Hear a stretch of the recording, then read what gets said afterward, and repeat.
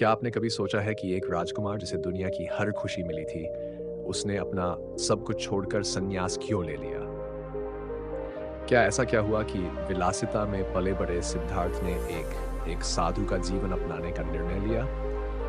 और सबसे बड़ा प्रश्न, कैसे सिद्धार्थ से वे बुद्ध बने, जिन्होंने पूरी दुनिया को ज्ञान और शांति का मार्ग दिखाया? यह कहानी सिर्फ एक व्यक्ति की नहीं, बल्कि एक ऐसी यात्रा की है जिसने लाखों लोगों का जीवन बदल दिया। यह एक ऐसे सत्य की खोज है जो हर इंसान के मन में कभी न कभी जन्म लेता है। जीवन का असली उद्देश्य क्या है? आइए जानते हैं सिद्धार्थ से बुद्ध बनने की यह प्रेरक यात्रा। राजकुमार सिद्धार्थ का जन्म और भविष्यवाणी। लुम्बिनी के एक महल में जब राजा शुद्धोधन के पुत्र का जन्म हुआ तो सभी आनंदित थे। ज्योतिषियों ने भविष्यवाणी की, यह बालक या तो महान सम्राट बनेगा या फिर महान सन्यासी।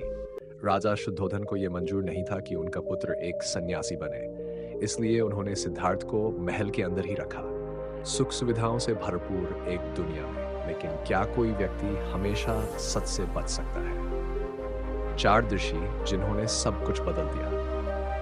एक दिन सिद्धार्थ महल से बाहर निकले। उन्होंने 4 ऐसे दृश्य देखे जिसने उनकी आत्मा को झकझोर दिया।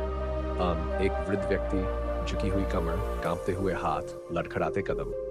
एक बीमार व्यक्ति दर्द से कराहता हुआ असहाय पड़ा।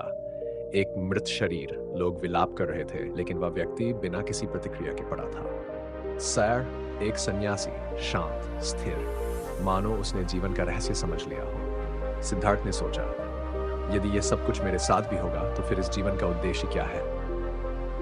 यही प्रश्न उनकी यात्रा की शुरुआत बना। रात के अंधेरे में जब पूरा महल सो रहा था, सिद्धार्थ अपनी पत्नी यशोधरा और पुत्र राहुल को छोड़कर चले गए। उन्होंने अपने राजसी वस्त्र उतारकर संन्यास धारण कर लिया। 6 वर्षों तक उन्होंने कठिन तपस्या की, लेकिन सत्य का बोध नहीं हुआ। अंततः उन्होंने समझा कि अत्यधिक कठोरता या भोग दोनों ही गलत है। और फिर बोधगया में एक पीपल के वृक्ष के नीचे उन्होंने ध्यान लगाया। बोधि प्राप्ति 69 दिनों तक ध्यान करने के बाद जब उन्होंने अपने भीतर झांका तो उन्हें ज्ञान प्राप्त हुआ। अब वे केवल सिद्धार्थ नहीं रहे, वे बुद्ध बन गए। उन्होंने जाना कि संसार में दुख है, लेकिन उसका कारण हमारी इच्छाएं हैं। इच्छाओं को त्याग कर ध्यान और करुणा से क्षमता शांति पा सकते हैं। इसके बाद उन्होंने अपना पहला उपदेश दिया, हिंद धर्म चक्र प्रवर्तन। दुख से मत भागो, दुख से मत भागो, उसका कारण समझो। अत्यधिक भोग और कठोर तपस्या दोनों ही गलत है। करुणा और ध्यान से सच्ची शांति प्राप्त होती है। मन को नियंत्रित करना ही असली विजय है।